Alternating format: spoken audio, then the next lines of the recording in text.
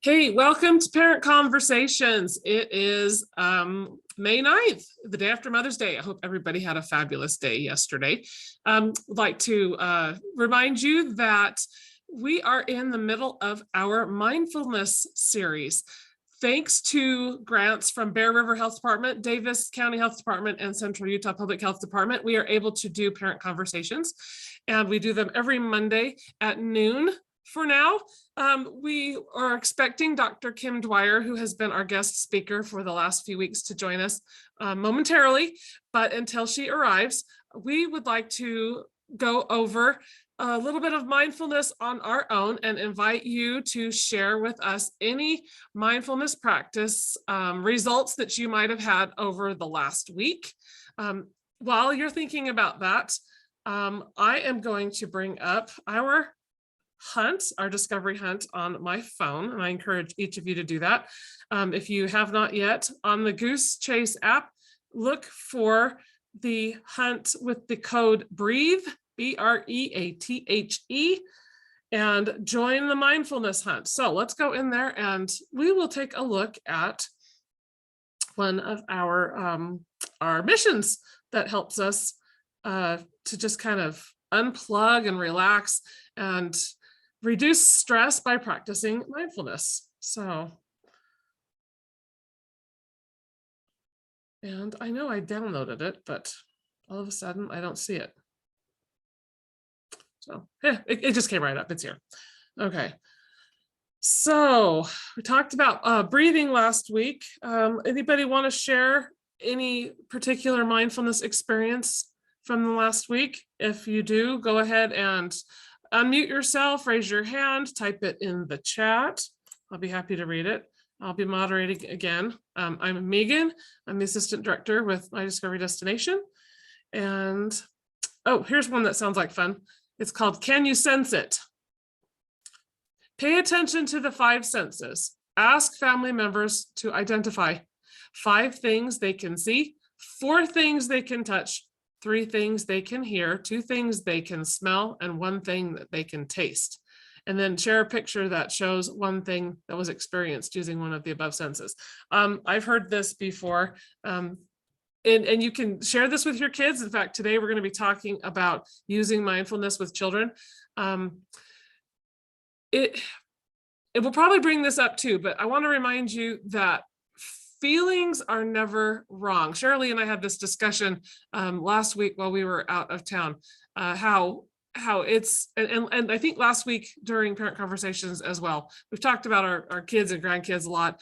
And sometimes our kids, we just get angry, and there's nothing wrong with feeling angry. Anger comes usually because we feel maybe out of control of a situation. And the feeling is never wrong. So to tell your child to not be angry is probably not very helpful. Telling your child what to do when they feel angry is helpful. And in this case, I've heard it said that you can tell your child when they're feeling out of control, when they're feeling angry, to look around. And yep, I will get to that in a second. Awesome. Look around and use your senses. And just as this says, 5 things that you can see. So you're feeling upset and angry. Take a look and notice 5 things around the room that you can see. So I'm going to challenge each of you right now while I read the chat to look around and notice 5 things that you can see, and then we're going to talk about them. So I'm going to give you about 15 seconds.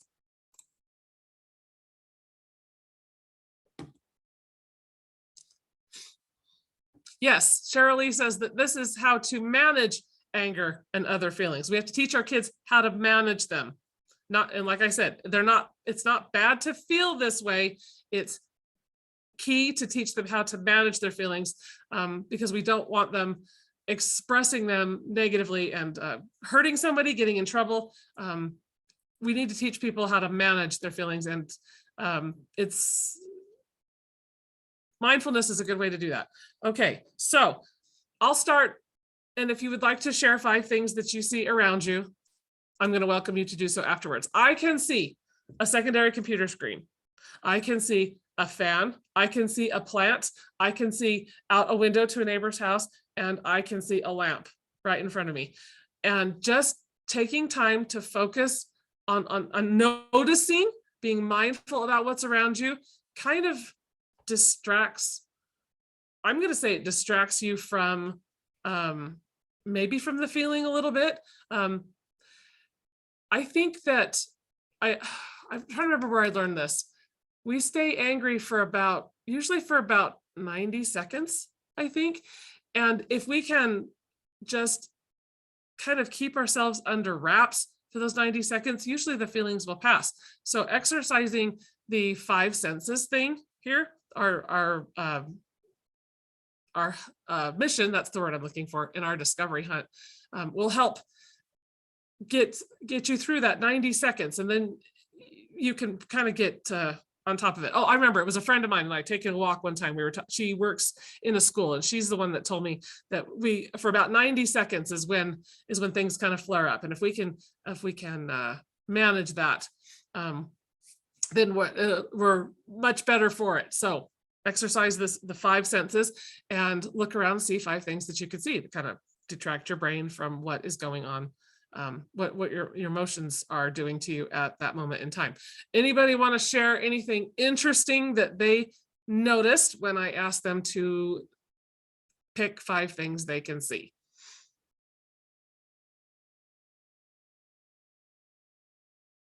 All right, gave you a shot. So now let's go on to the next one in there.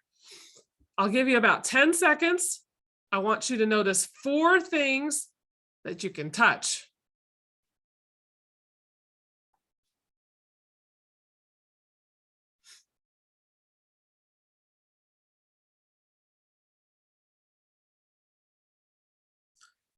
Would anybody like to share 1 or more things near you that you can touch?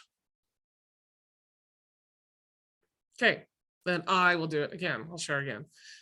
In front of me, I have a very slick piece of paper. It's actually a greeting card that I use as a mouse pad. I know, kind of weird, but it feels very smooth. I also have a box of tissue next to me because everybody knows that I have I'm always blowing my nose, have a runny nose, and I'm just getting over a cold.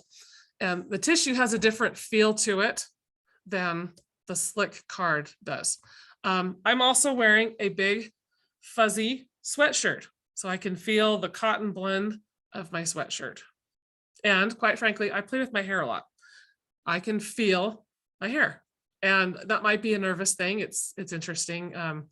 I've noticed that one of my children and her daughter, they play with their hair when they're upset, frustrated. So, and that's okay. Just don't stick it in your mouth. But yeah, play with your hair. So I could touch the smooth card. I could touch the rougher tissue. I could touch my soft sweatshirt, and then just play with my hair. You guys might see me doing this, quite frankly, during parent conversations if I'm on video. It's kind of a subconscious thing, but I can still touch my hair. Okay. Now we want to look at 3 things that you can hear. Let's give you about 10 seconds. Just sit in silence and then tell me what you can hear.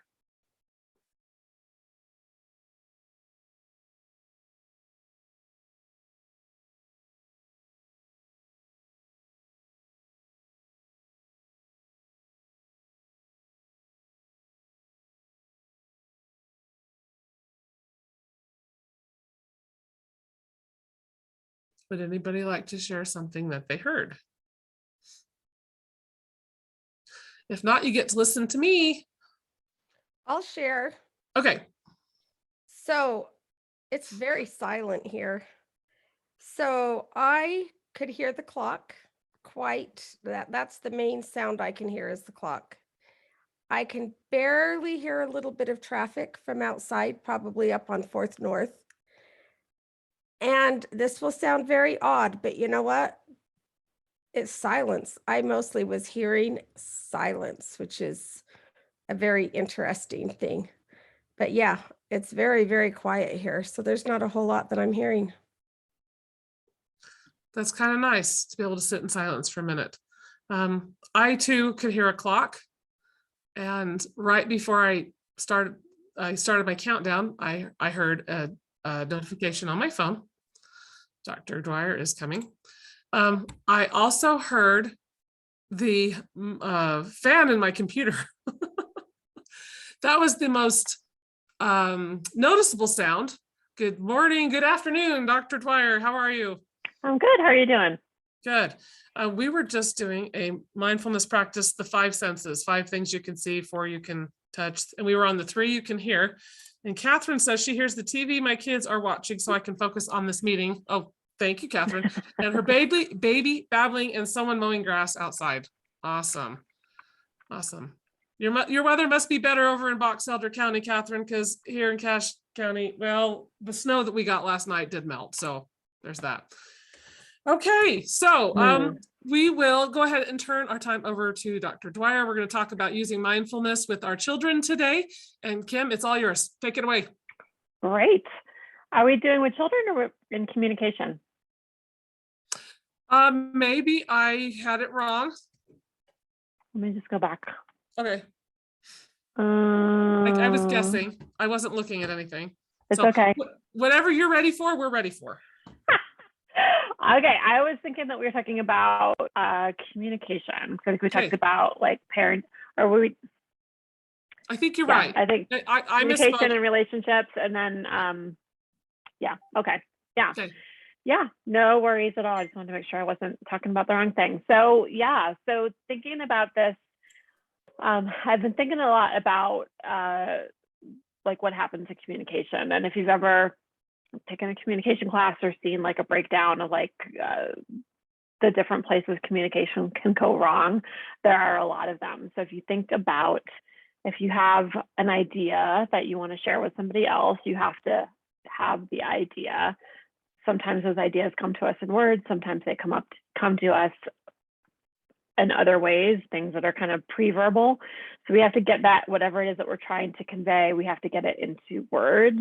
We then have to send motor signals to our mouth to produce those words, send air through, through our vocal cords and out through our mouth in order to make those words come out.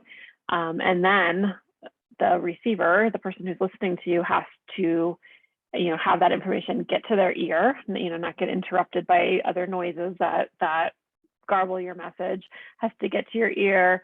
And then, the audio, that's not the right word, the audiological nerves, I guess, auditory nerves, that's what I was looking for. The auditory nerves have to take that information, take those sounds, turn it into electrical impulses that go to the right places in our brain that get translated into the words that hopefully connect to whatever that idea was that the speaker had originally. So there's, just like if you ever play the telephone game or you experience the telephone phenomena in real life where information changes as it goes along, there are a lot of places where just the basic information either gets put into language the wrong way or it gets translated back the wrong way.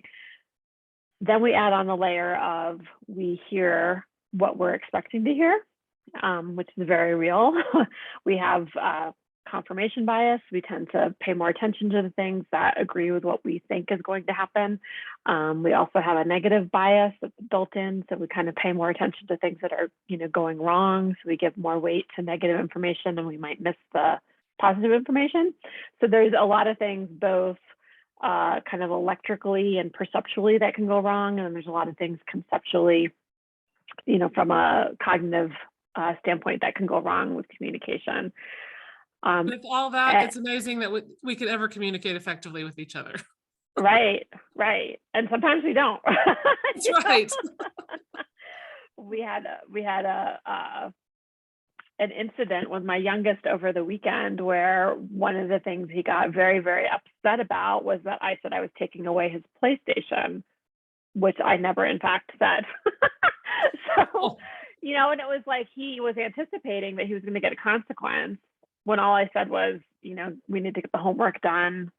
or I'm going to shut it off. I didn't say I was taking it away, but he went to, I'm taking it away. And then it was, this is where the mindfulness part gets important. His response to me was based on this misperceived idea that he was losing this resource that he highly covets, right? He really wants the PlayStation, and he misperceived what I was saying because he anticipated something that I was going to say and responded to it that way. So mindfulness can help us to come back to the moment and get out of those like anticipations. Mom's going to say this, so now I'm really angry and I'm going to plan my response to mom based on what I think she's going to say versus what I actually heard coming out of her mouth. And we can do that, in any situation where we are either the speaker or the listener. Probably helps even more when we're the listener, because when we're the listener, it's, we're not focusing on what we're saying. So what can happen a lot is we get focused on what we think somebody else is going to say and how we're going to respond to it, as opposed to really staying in the moment and really hearing what they say and absorbing that information, asking clarifying questions, making sure we heard them say what they actually said. So, really being aware of all those pieces and what's going on for us when we're in a situation where we're listening, especially if it's a situation where there's high emotions involved. It's a great time to pull in mindfulness. So curious what thoughts, questions, what do people see as difficulties around communication and times where mindfulness would be important? The whole time you were talking, I was just thinking about a time when I was in counseling, trying to learn effective communication. And the one thing that I remember was that that you're supposed to listen with the intent of understanding the other person, not, I'm trying to remember the words that we used. That maybe they'll come to me in a minute, but just not listening to respond, number one, and just being able to rephrase to them what you heard them say to you, so that they were understood.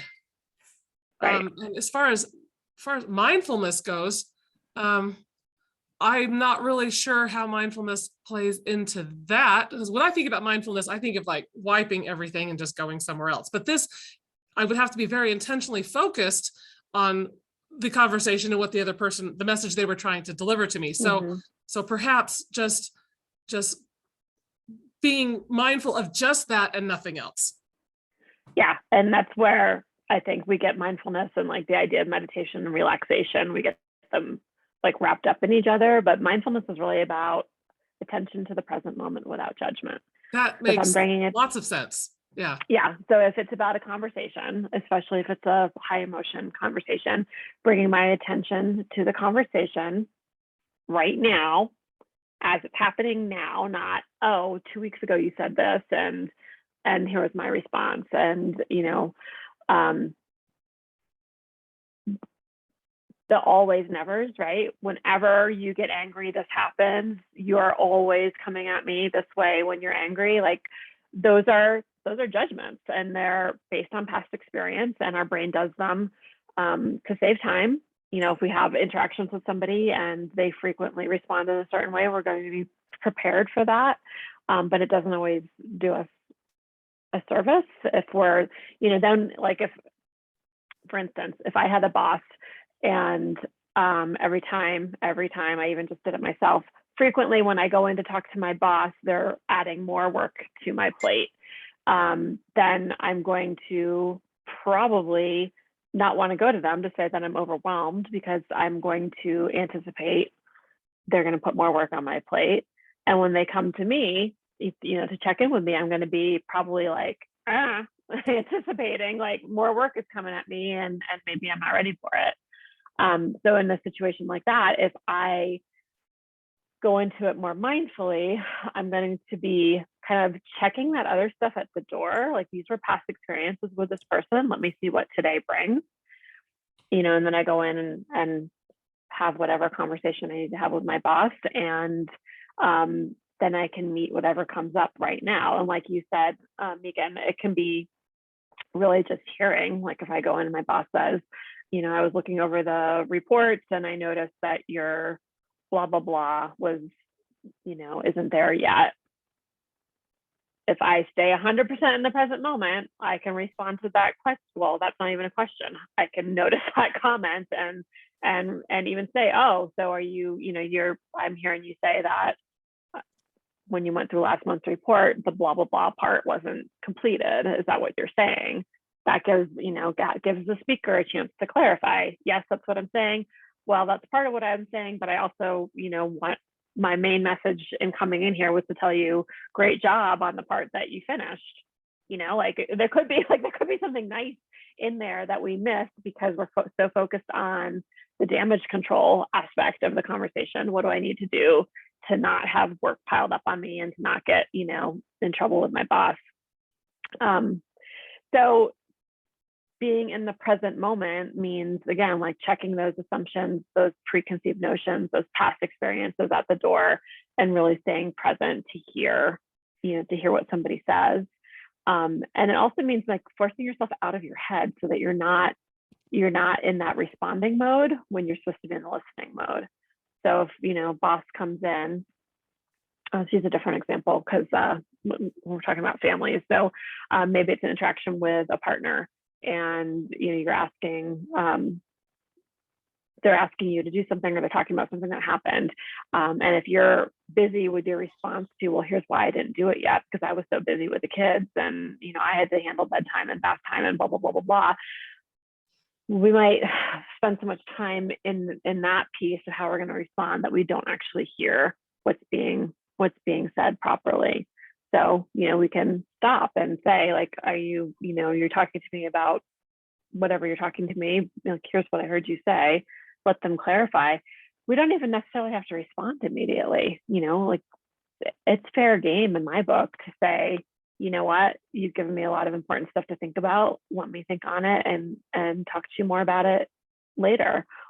Or I'm noticing when you talk to me about division of labor in the household, I'm having a strong emotional response and I want to have a good conversation about this. So give me a moment to, to compose myself and we can finish talking about it. There's not too many times where those conversations are so immediate that a decision has to, we have to be making a decision right away. So we can, we can hear people. And I think when we hear people and we restate, like, here's what I'm hearing you say, here's what I can see that you're concerned about, blah, blah, blah, blah, blah. It can help them to feel heard, to feel heard accurately so that they might be more okay with, okay, get back to me about that tomorrow or in 10 minutes or in 2 hours or whatever timeline you put to it. I think if I could say something here, I think something that has helped me really be mindful in communication is using iMessages, because it really makes me think about what it is that I want to say and kind of focus on me instead of the other person. Like recently, there was a situation where I needed to have a difficult conversation. And I really, I took a lot of time actually to, to even like structure and write out, what it was that I wanted to say, but it made me really look at, okay, what is it that's frustrating me? What is it instead of, again, instead of you this and you that and you the other, it helped me really reframe it and go, okay, when this happened, this is how I felt. And when this happens, this is how I feel. And so it really did help me be mindful and really kind of focus on, again, instead of just kind of lashing out at, you this and this and this, and it makes me frustrated. It made me look at, okay, when this happens, I feel. So anyway, I find iMessages to be very, very helpful. Yeah. And mindful. And that little, like it's it's almost like a cheat that I've used a lot with people is when blank, I feel blank, please blank. You know, when you interrupt me when I'm speaking, I feel disrespected, please wait till I'm done talking. Like, and it's like, you can use that formula for just about anything. And it's an easy one to teach to kids. Like I've had kids like write out like I underscore, you know, when underscore, or even when you, if they're talking to another person, when you underscore, I feel underscore, please underscore. So also being really intentional, which can take some reflection about what you want to happen. You know, what are you asking for when I'm talking to somebody, or when I'm confronting somebody or giving a consequence to somebody? What do I really want to happen? You know, do I want my child to wrap up their games and get to their homework? You know, when I've asked you a few times to get to your homework and you haven't done that yet, I feel unheard. I feel disrespected. I feel worried that you're not going to get your work done. Please end your game within 5 minutes and get to your homework. You know, even that can take us out of like being in this really conflictual space and really drilling down on like, what do we want and how do we really feel? You know, and I'm thinking about the situation I had with my son the other day. Like, I didn't want him to do his homework because I'm a mean ogre and I don't want my kids to play video games because, you know, I don't want them to have fun and I want them to have this life of misery. For me, it's already, you know, I can see it's 8 o'clock already. I know you have this project that's due tomorrow and I'm worried, you know, you're not going to get enough sleep. You're not going to get the project done. Or I'm frankly, frightened sounds like a big word to use for this, but I'm sure there was like some fear base for me of, if we get to 9 o'clock and this project isn't done, it's not going to be pretty because I'm tired and I don't want to help kids do projects and homework at 9 o'clock at night. So, you know, again, really thinking like, what do I really want and why is it important to me? What are the feelings that are coming up for me?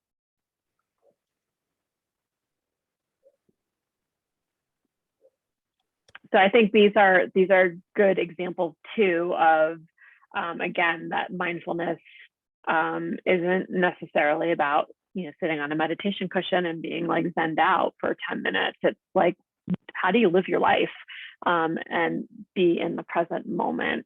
Because again, those concepts that we jump into so quickly in our brain, while they can be very helpful, they can also be really harmful, and they keep us from seeing each interaction as a unique interaction that could play out in a whole lot of ways. They tend to lead us to determining the outcome before we've gotten there, and then pulling our emotions and our physiology, like our body's response to those emotions, into the future, which they really do. Like our stress response is now. If we're having a stress response, even if it's about something that hasn't happened or something that we're worried about happening, if I, you know, tell my partner this, he or she is going to be very angry at me and we're going to have this big fight, that's all anticipated. But if I do that and I stay in that space thinking about it, my heart rate's going to go up, my respiration rate's going to go up, I'm going to start to go into fight or flight. My body's going to dump cortisol into my system. All these things are going to happen that really they're not good for you long term. It's bad for your body, and it's bad for your mental health. It doesn't feel good. And we start to reinforce that confirmation bias. If I'm already thinking all these bad things are going to happen, you know, then I'm going to be paying attention to any negative piece of that conversation because that's what I'm going into it already anticipating. So kind of like, if we can pull ourselves out of that tendency to do that and catch it and maybe even like label it, oh, brain, you're trying to problem solve this. Don't worry, brain. When I get into that situation, I've got a plan for how to communicate what my needs are and how to really listen. And I trust myself, and you can go wherever that takes you. I trust myself. I trust God. I trust the universe. I trust people, that when I get to that point, I'll have the information that I need and proceed with it. But right now I don't have that information. So worrying about it, trying to problem solve it, trying to untie, you know, these different pieces of it isn't going to be helpful to me right now.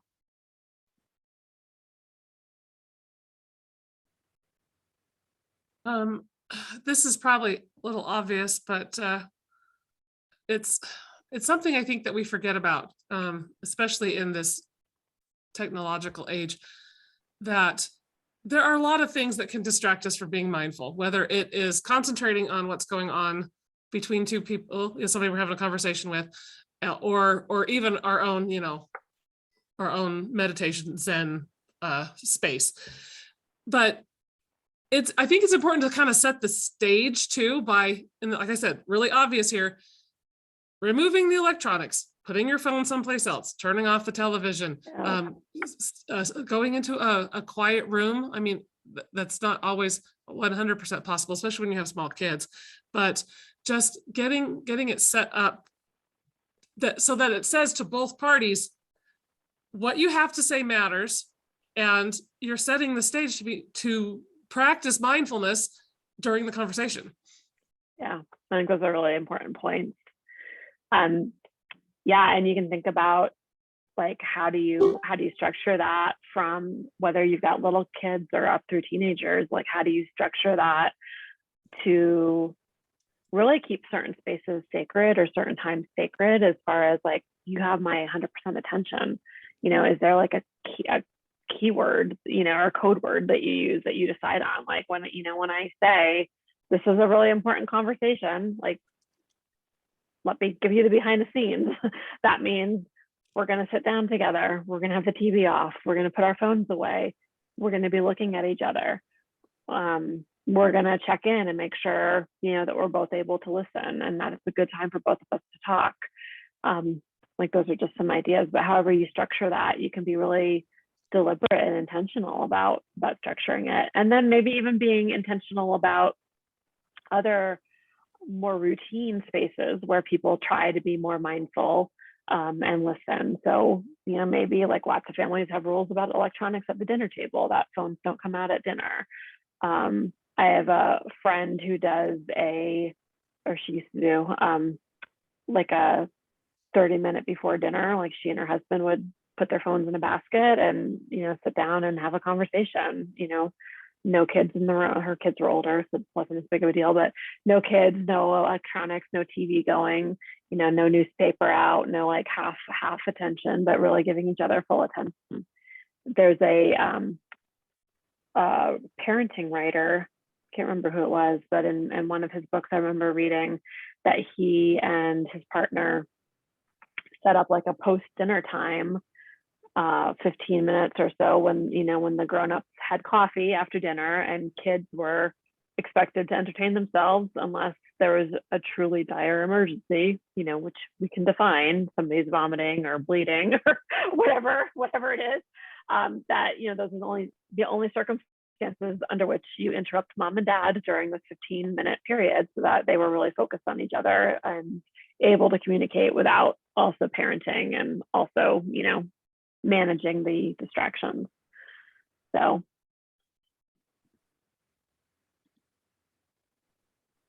Sorry, sometimes it takes me a minute to find my unmute button. no worries. Yes. Yeah, I don't know why, but I'd never really, like we said, thought about mindfulness in further than my own safe space in my head. So like I said, based on the little bit of counseling that I've had for more effective communication, this makes a lot of sense to me. Any questions so far? Anybody want to share anything, or have a specific direction or question that you want to ask Dr. Dwyer while we kind of have a break in the conversation, so to speak? I'm not afraid of silence, guys.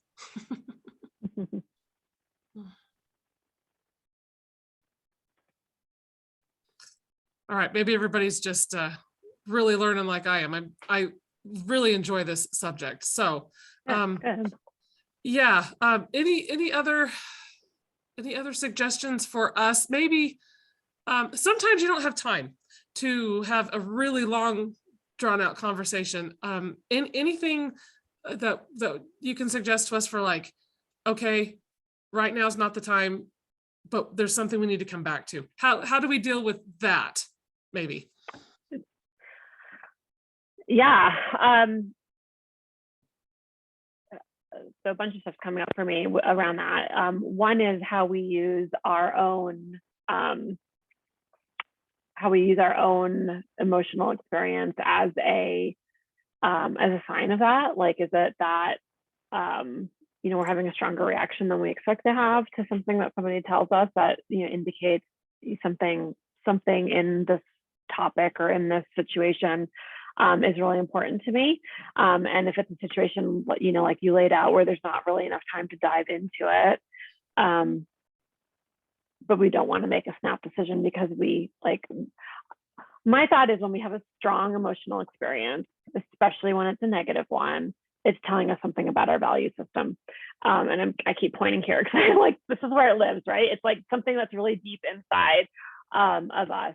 So it could be, that there's a conflict between my values and somebody else's values. And now here it is in my face, you're asking me to do this, but that feels wrong to me. And now you want a decision from me quickly about it, but it doesn't feel good. So maybe I'm feeling guilt or shame or just anxiety, discomfort, nervousness. It could be that it's a conflict within me. You're asking me to do something that, aspects of that are like a good fit for my values, aspects of it are not, and I'm not sure how to reconcile that. It could be that it's more between me and society at large, not just with one person. So when those value conflicts come up and we have that emotional experience, that's an opportunity to get real mindful about what's going on inside of us. Well, why is that coming up for me right now? How do I flesh that out and honor it? But again, it's going to be something where you may not be able to dig into that and gain insight in the 5 minutes that you might have for a conversation. Right. So using that experience as just a piece of information. Okay, this is something that's really important to me, and I'm not ready yet to make a decision or to finish a conversation around it.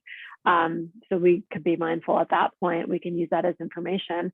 And then what do you do with it, with the conversation? I think then it moves more into like a communication skill. Like, what words do you have to acknowledge that whatever the person's talking to you about is important to them? Maybe also acknowledge it's important to you. If you have a strong reaction to it, it's important to you also. And that you heard them, and that you want to be, you want to give it some serious consideration, because it's not something you would jump into lightly. So like an example for me, I think I would say something like, I hear that you're asking me X, Y, Z, and, I can, it's important to you, and you really want a decision about that soon. As you said to me, I also want that's important to me, and I can feel some conflicted feelings about it. So I'm not sure what direction to go in yet. And it's important enough, and I respect you enough that I want to give it the time it deserves. So I'm going to think about it. Let's talk, name a time. Let's talk after dinner, or let's circle back to this tomorrow. And I will give you my word that I'm going to be thinking about it and trying to figure out an answer. To me, that feels really legitimate. It might not make everybody happy all the time, because some people might really want an answer immediately. But I think if you can tell people, like, I hear you, I see that this is important to you. I see that you value it. I hear you. And I also want to meet you with equal, I want to give equal respect to your opinions and ideas, and give that the time it's deserving of, as opposed to make a snap decision. And then, especially if it's a kid, make a snap decision and maybe have to reverse it tomorrow because I couldn't sleep all night because I was thinking about it. Nobody likes that kind of thing, right? Like, if you want me to make a decision that's going to be clear, you need to give me the time to make that. Yeah. I also think it's okay to say, well, if somebody brings up something that also, it's important to them and it invokes strong emotions in you, I think it's okay to say something to the effect of, I am too upset to discuss that now. Let's set aside a time, after dinner, whatever, to discuss it when I'm calmer. I think that's okay. And then if, and like you mentioned, somebody has something important they want to talk to you about. If you have something important that you'd like to elaborate on, and I have used this before, I've said, I reserve the right to reopen this conversation later. Mhm. Yeah, sure. Yeah.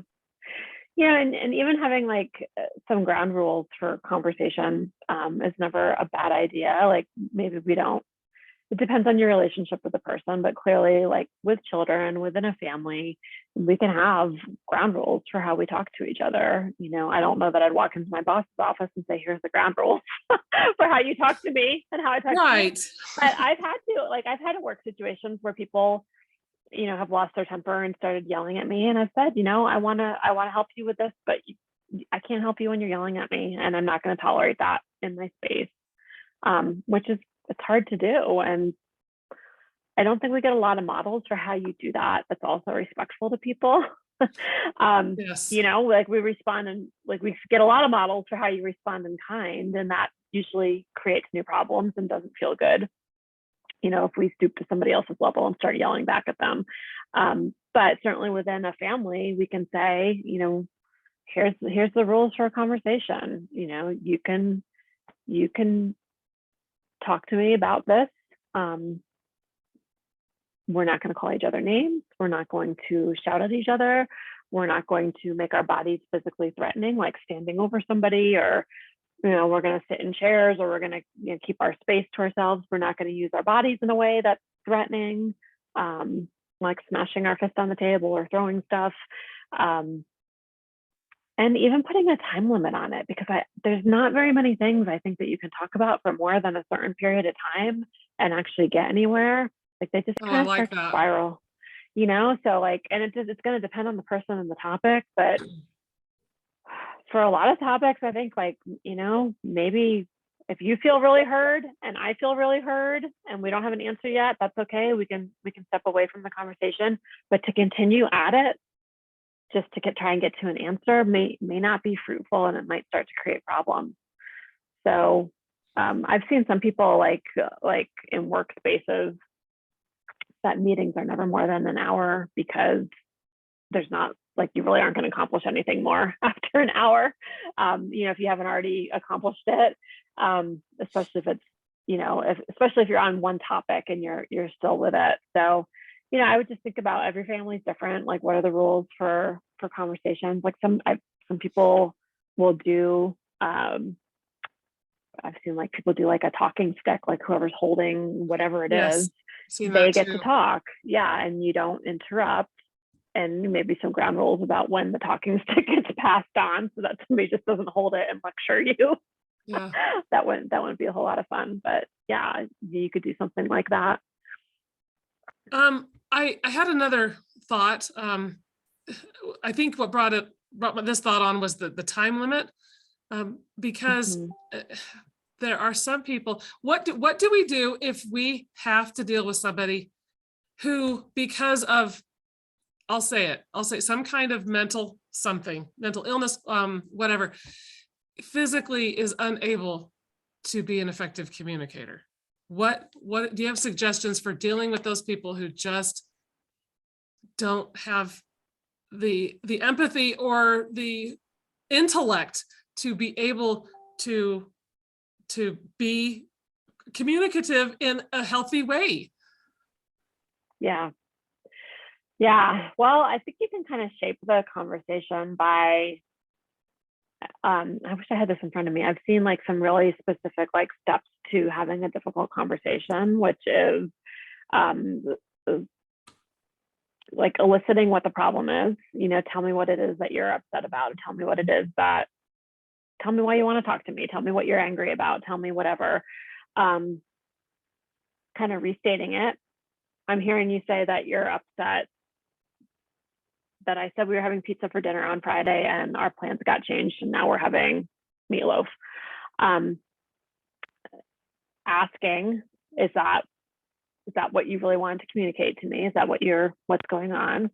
Asking, like, okay, what do you want? Like basically getting down to like, what is it that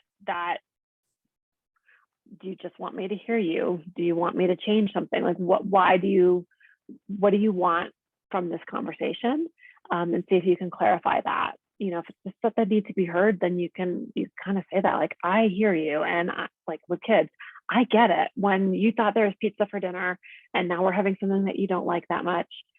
I hate meatloaf. I'm using myself. I would be very upset if we were now having meatloaf for dinner. Yeah, I understand why you'd be upset. Maybe just period. Like the mom in me wants to go to, and sometimes we have to just be flexible because that's part of life, and you know, things get changed. But maybe we don't even need to go there. Sometimes I think, especially with kids, they just need to be heard. You know, they need to get this feeling that I'm having. Some other human being can understand why that feeling might be there. When you're communicating with somebody, like another adult who maybe just struggles to have a conversation that goes in both directions, like bidirectional, where they're also hearing you. Again, like asking them what they need from you might be important. They might not know, you know, like that could actually be a helpful thing for you to say, like, tell me what you need, or tell me why it's important to you to talk to me about this. That could help them gain some insight into whatever their own process is. But then I think you do have to have a point of like, kind of like, what are your boundaries for these kinds of conversations? If somebody's yelling at you, like, is that okay or not okay? Right. I Honestly, think that hits on it right there. Yeah. Yeah. And it's going to be different for different people, right? Like my children, I don't enjoy that when that happens. And that's certainly not like my values of how we show respect to our families. But I get it. Like kids are going to get angry and they're going to get stressed and they're going to yell. And I'm not going to shut them down necessarily and say like, I'm done. I'll never speak to you again, for sure. But another adult yelling at me, especially if it's in a situation where it feels threatening at all, I am going to shut that down. You know, I would be happy to talk to you about whatever it is, but you know, when you're in my space and you're raising your voice to me, I don't feel safe. So right now, I am going to suggest that we both take some time to calm ourselves down, and I'd be happy to talk to you more about this, you know, when we can do it with a, you know, normal tone of voice. Yeah, I think that's probably what I would do to handle that kind of thing. Yeah. And unfortunately, in my experience, sometimes you never get the satisfaction with somebody that's that bad. You'll never get the satisfaction of having that conversation. But extricating yourself without doing any further damage is sometimes the only closure you're going to get. Yeah. So. Yeah. Yeah. And I think that I agree with you. I think that's a hard one because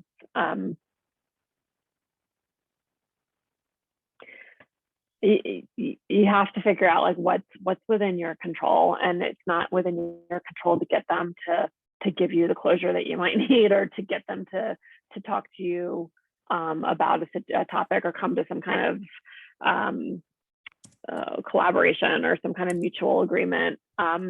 You don't have control over that. So, you know, you can control what you can control, and make sure you're setting the boundaries and communicating them in a way that's respectful of yourself. And, you know. Yes. Yeah. Yeah. But yeah, it's like, so here's another piece of, frankly, it's not exactly mindfulness, but so acceptance and commitment therapy uses a lot of mindfulness in it, but a big piece of it is about detaching from outcomes. Like we don't have control over all these outcomes, and when we get so emotionally attached to them, like that's where we get in trouble. So like, for instance, I don't have any control over if somebody else likes me or not. But if I get super attached to like, they have to like me, I'm setting myself up for a lot of disappointment in life, right? Oh, like we could do a whole series of mindfulness on that topic alone. Yeah. I mean, it's a real common one. And, you know, it makes so much sense. Like you think about people from an evolutionary standpoint, like living in small, you know, family, like extended family, tribal kinds of communities. It was really important that people liked you, because your life and death were dependent on if the people around you took care of you. And most of us don't live that way anymore. It's nice. We like having our families to support us, to support us emotionally. But, most adults are fairly independent in terms of personal safety, making sure that you're fed. I've got a grocery store a quarter of a mile away. I don't have to go rely on a hunting party to go out and hunt and gather to get my food. So we're in a different world, but our bodies are programmed to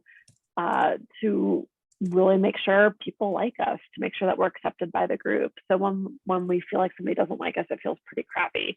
But the reality of it is, I don't have control over whether other people like me. I control my actions. I control how I treat other people. But if somebody's just decided they're done with me, if I attach if I get attached to this person has to like me, or fill in the blank, I'm a failure in life, I'm not worthy person, I'm bad, I won't be happy. That's a real setup. I'm feeling that I'm going to throw a wrench into things. Do you think we could talk about that next week? That part of it, that part of mindfulness of not, I just think it's really important. Getting attached to outcomes. Yes. Yeah, we could talk about it. Okay. Sure. Shirley, if you're not good with that, say something now or forever hold your peace. I will alter what's going, the information that's going out. And let's talk about that. That's fine. Okay.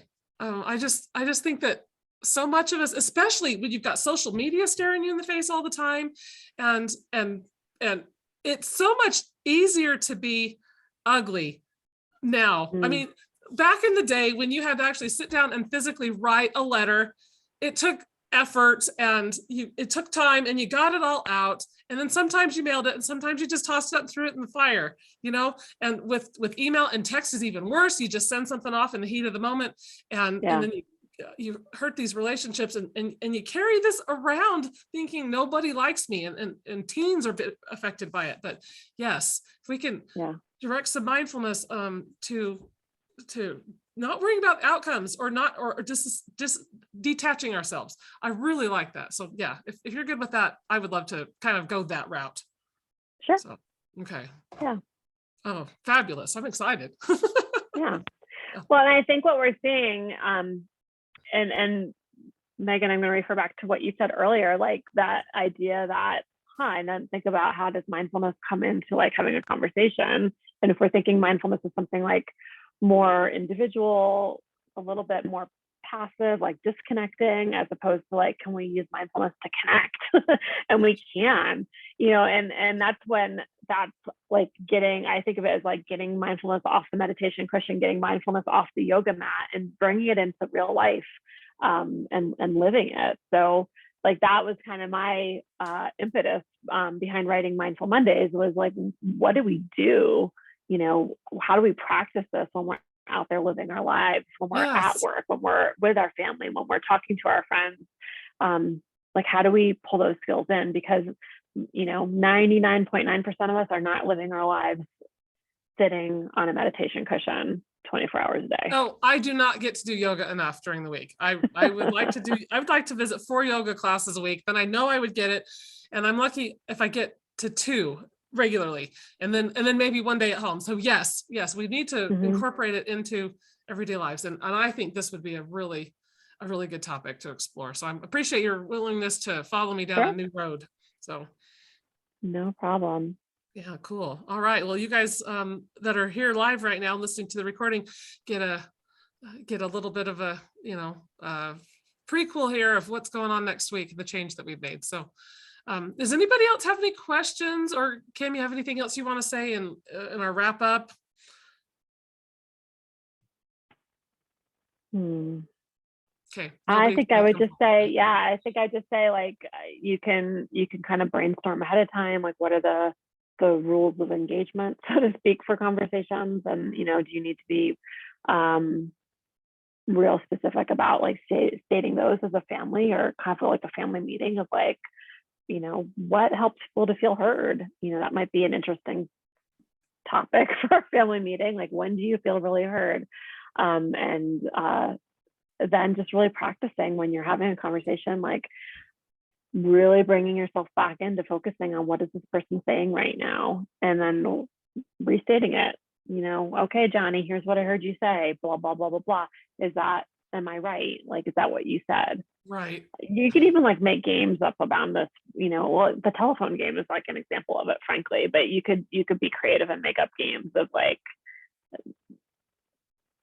I don't know. Anyway, you could figure it out, but make up, ways of like listening games with kids to practice that. So, and if those of you who are listening don't know what the telephone game is, I remember playing that as a kid. Google it.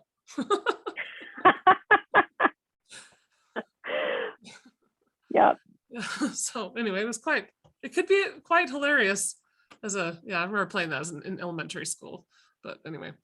Okay, well, I'm looking forward to next week. Again, thank you. I'm going to give anybody that has any last minute questions an opportunity to ask them. If you want to type them in the chat because you're too shy, I'll read them. Other than that, we're going to go ahead and draw this to a close, and I'll get the replay posted.